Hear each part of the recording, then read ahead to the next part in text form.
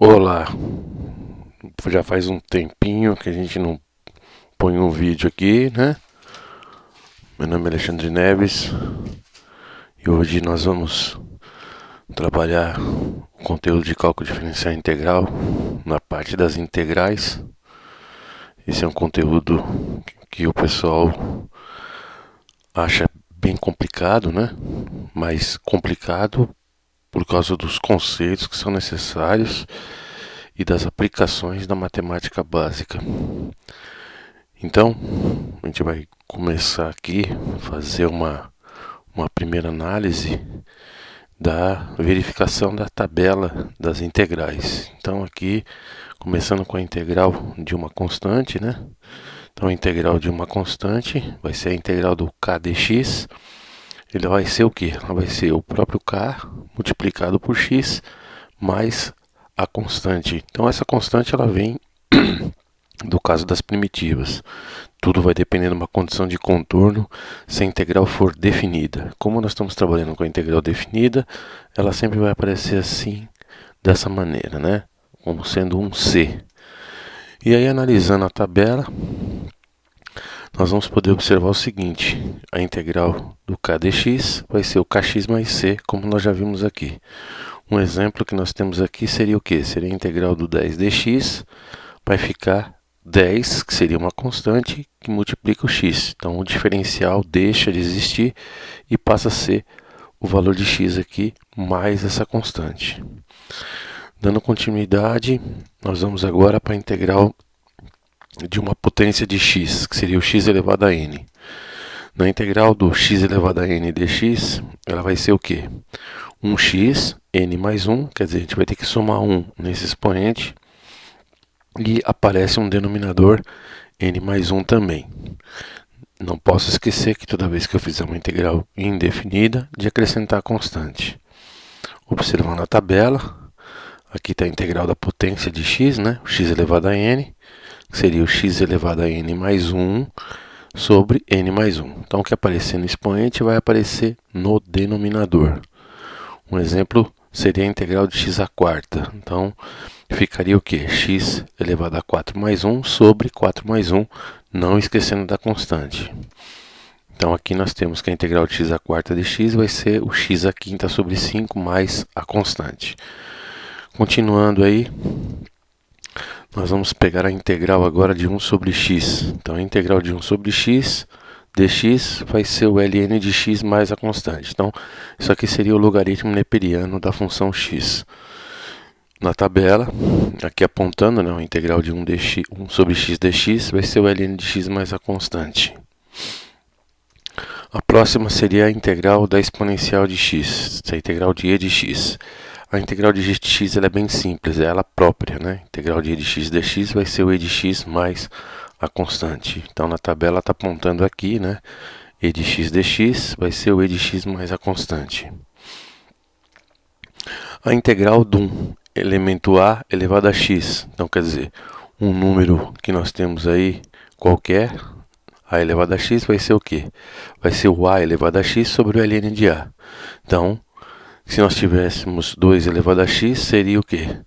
Integral de 2 elevado a x dx seria o 2 elevado a x mais o ln de 2. Então, pode dizer que o a aqui vale 2.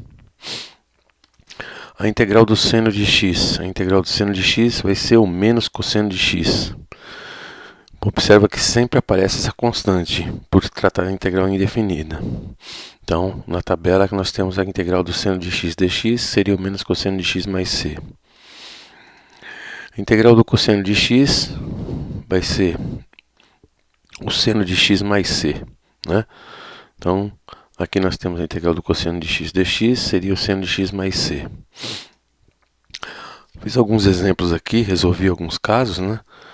Por exemplo, a integral de x menos 2 dx, eu separei em duas integrais. A integral de uma potência de x, seria o x elevado à primeira, menos a integral de uma constante, né? Que seria o 2 dx. Então, separando isso daí, eu vou pegar primeiro essa integral de x dx, seria o x elevado à primeira, né? Ele ficaria x elevado a 1 mais 1 sobre 1 mais 1 no denominador. E a integral do 2 dx ele é uma constante, então fica o quê? Fica ele próprio multiplicado pelo x. Então seria 2x mais a constante. Um outro caso aqui, dando continuidade, né? 1 mais 1 seria o expoente igual a 2, 1 mais 1, denominador igual a 2, menos 2x mais a constante c. Um outro caso que eu tenho aqui é o caso da integral de 8 cosseno x menos 12 e de x. O expoente não apareceu aqui em cima, mas aqui seria uma exponencial de x. Então, essa integral, passei a constante para o lado de fora. Isso eu posso fazer numa integral, né? Jogar a constante para o lado de fora, trabalhar só com a função. Então, a integral do cosseno vai ser o seno de x. Então, fica integral de cosseno de x seria seno de x multiplicado pela constante que é 8. Depois, a integral de e de x é ele próprio. Como eu tenho 12 como constante, vai ficar 12 vezes e de x mais a constante c. Um outro caso aqui seria um caso de 1 sobre x elevado a décima. Então, o que eu tenho que fazer? Jogar esse x elevado a décima para cima. Quando eu jogo ele para cima, o expoente fica negativo, que é uma regra da potenciação. Então, jogando esse expoente para cima, x elevado a menos 10, eu vou trabalhar com uma integral de uma potência. Então, seria menos 10 mais 1 em cima, menos 10 mais 1 embaixo. Lembrando que esse menos 10 mais 1 aqui seria expoente. Daria x elevado a menos 9 sobre menos 9, que resulta em 1 sobre menos 9 vezes x elevado a nona. Pode observar que esse x elevado a menos 9 desce e fica novamente com o expoente positivo, né? E um outro caso aqui seria a integral da raiz de x.